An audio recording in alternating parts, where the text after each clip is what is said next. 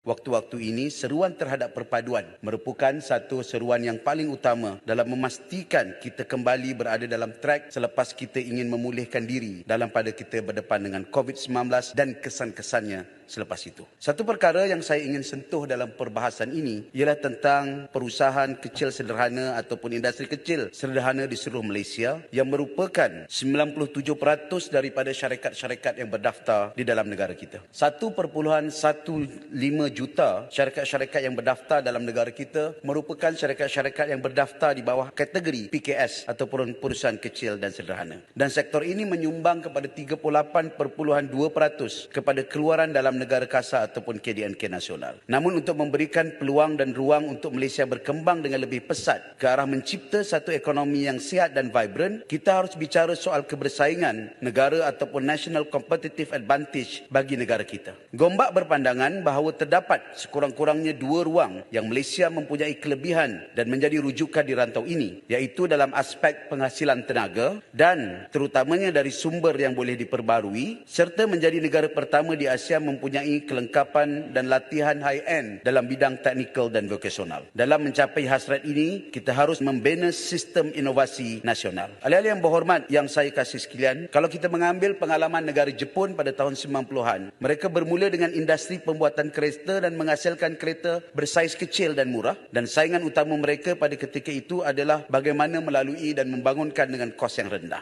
Kemudiannya syarikat-syarikat ini meningkatkan kualiti pengeluaran, membuat lab-lab tertentu dan juga kajian dan riset sebagainya. Dan pada hari ini pengeluar kereta terbesar di dunia adalah Toyota daripada Jepun. Saya bukan ingin menggalakkan ataupun menumpukan agar kita membina sektor ini sahaja, tetapi bagi saya apa yang patut dibangunkan dengan segera ialah bagaimana beberapa aspek seperti tenaga kerja talent pool yang berkualiti, digitalisasi, ease of doing business di peringkat nasional. Ini tiga perkara yang wajar kita perkemaskan dalam menggalakkan dan memperkemaskan bidang PKS ataupun perusahaan kecil dan sederhana. Dan saya bercadangkan di sini bahawa apa salahnya pada tiap-tiap tahun kerajaan mencubit lebih kurang 5% daripada keseluruhan 106.420 bilion ringgit. Ini adalah kutipan cukai yang dihasilkan pada tahun 2023 sebanyak 106 bilion ringgit. Mencubit sedikit sebanyak 5% iaitu sebanyak 5.3 bilion untuk diagihkan kepada negeri-negeri berdasarkan kepada pencapaian-pencapaian mereka dalam membangunkan PKS. Program pembangunan PKS tidak boleh hanya ditumpukan di peringkat nasional saja. Pihak negeri harus dipertanggungjawabkan untuk membangunkan PKS, kerana dengan membangunkan perusahaan kecil dan sederhana ini secara tidak langsung kita akan mampu